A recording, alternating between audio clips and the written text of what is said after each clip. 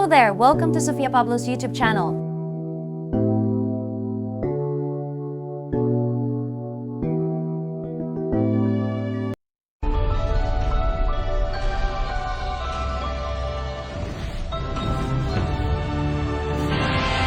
Taimtim na pag-alala sa mga yumaong kaanak ngayong undas, hindi napigil ng baha.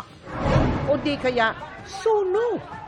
Nagsama mga dumalaw sa mga sementeryo, gaya sa Manila North Cemetery na inabot ng mahigit 1,000,000.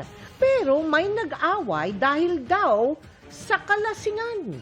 Sa Barangka Public Cemetery naman sa Marikina, pila ang reklamo ng mga pamilyang naghahanap sa buto ng kanilang mga mahal sa buhay.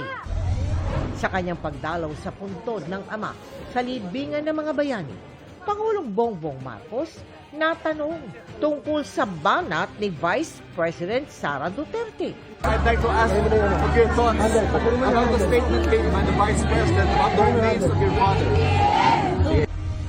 Korean national na sinita sa Clark Freeport Zone na nagasa ng security personnel at nambangga sa gasolinahan. Kaya nasunog.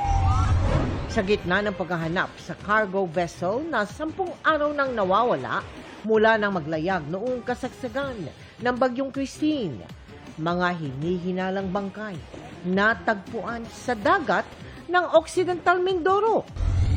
Kasabay ng pagganda ng panahon, mga magbabakasyon sa Baguio City, dagsa na rin ngayong undas long weekend. At ang di pahuhuling Halloween transformations ng sparkle stars at international celebrities.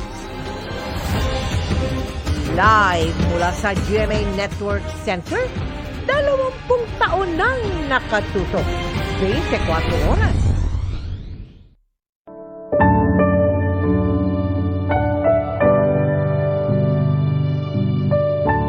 Kita ay ang live na drone shot mula po rito sa Manila North Cemetery.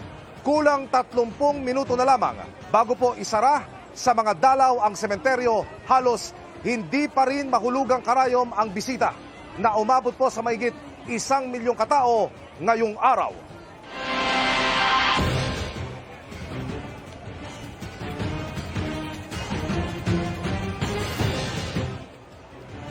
Magandang gabi po, Luzon, Visayas at Mindanao.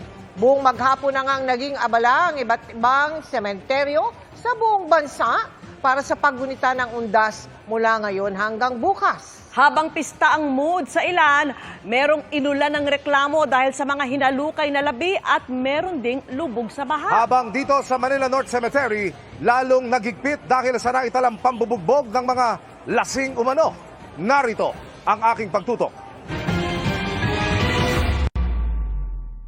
Dahil